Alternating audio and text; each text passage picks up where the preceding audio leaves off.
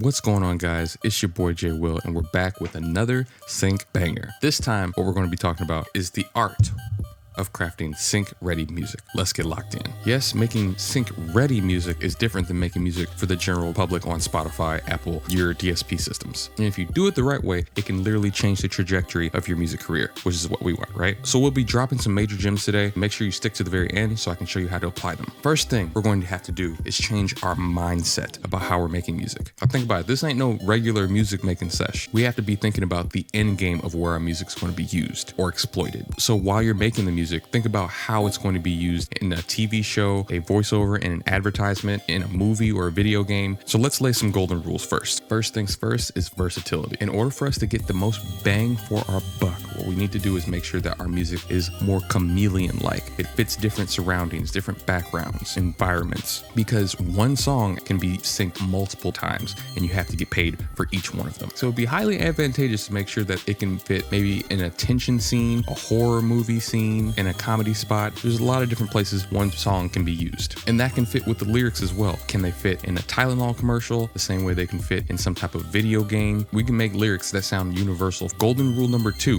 make sure you have an instrumental version, and not just any instrumental version, but one that stands on its own without said lyrics. Because sometimes vocals just don't cut it for a scene. Maybe they're in the way of the voiceover for a commercial. So what we need to do is make sure that the instrumental side is functional enough, kind of like a plain pizza. Some people like pizza with just cheese on it instead of all the extra toppings and flavors. So if you have a version like that, it's still functional. It serves the purpose of getting everybody fed, so to speak. And golden rule number 3, make sure you have at least a version of clean lyrics if you're going to add vocals to your song as well. If you're using something that's controversial for a specific artistic point, that's fine, but I guarantee you it's not going to be used as often in sync licensing. So make sure you keep it clean, because you might be scaring off potential clients that would pay top dollar for your music. Now let's talk about genre and style. A lot of people think that, oh, my genre of music doesn't get used in TV because I don't necessarily hear it, so I'm not going to get into sync licensing. Wrong. Don't do that. You could totally get into sync. There are genres that are more commonly used than others, but that doesn't mean that your polka future bass track can't be used. But what we want to do, if we want to obtain more placements a lot quicker,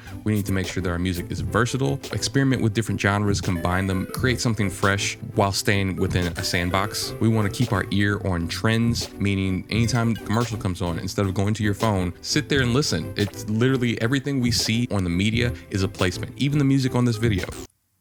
Yeah, technically that's a placement. I need to pay the person that made this. And then also you want to make sure you're still continuing to be yourself.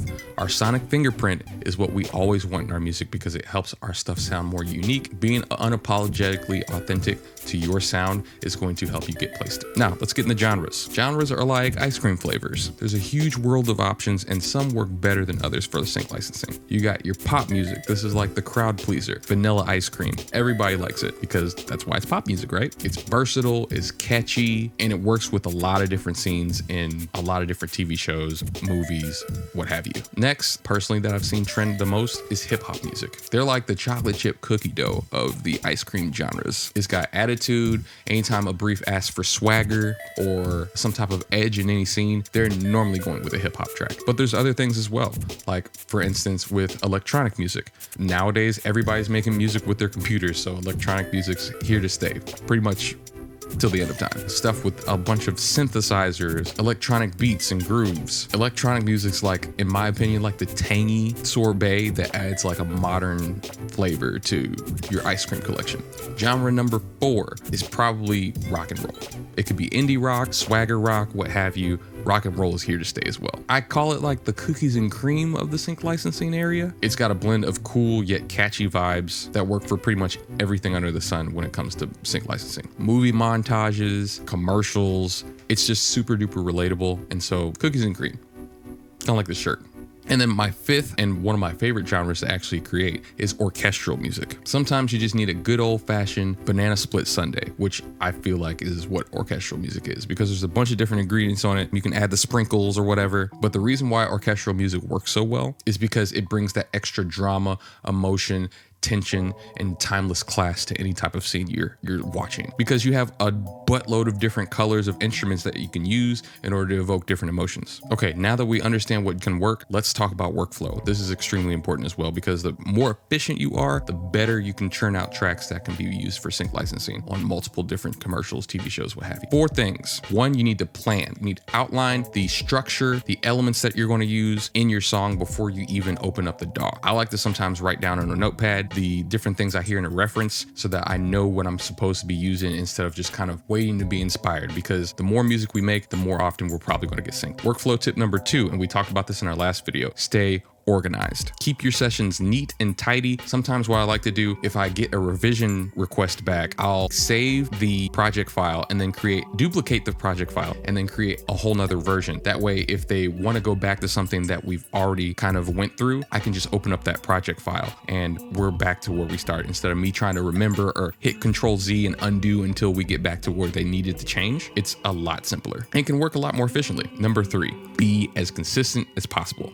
This means that every week you're creating a new song that's going to fit perfectly in your favorite TV show or what have you. You got to keep consistent. It's like exercise. If you don't use that muscle, you're going to lose it eventually. And then number 4, which I've personally started to see a lot more often with different artists that are also in sync licensing, is collaboration. Working with artists or producers that are already in sync licensing, it gives 2 brains into a song, and that's going to normally be better than 1. It'll challenge your techniques, push experimental styles, and also now you got 2 different people pushing that same music to get a sync license. So everybody wins. As always, if you feel like this info has been helpful, make sure you subscribe. We got more awesome sync licensing information coming through the pipeline very, very quickly. Okay, we've made it to the bonus round. Now we're going to take all the stuff that we just talked about and take it to the next level. What's going to cause your music to get synced much, much more? The X factor that I've found personally is studying the music that's already being placed. Watch TV shows, movies, advertisements, take the music and analyze it. You can use a tool like Audio Hack, which can take anything from your computer and record it straight from there to your DAW and break them down. See why it's working in context and out of context of the picture. Learn from the pros. Trust me, it's worth it.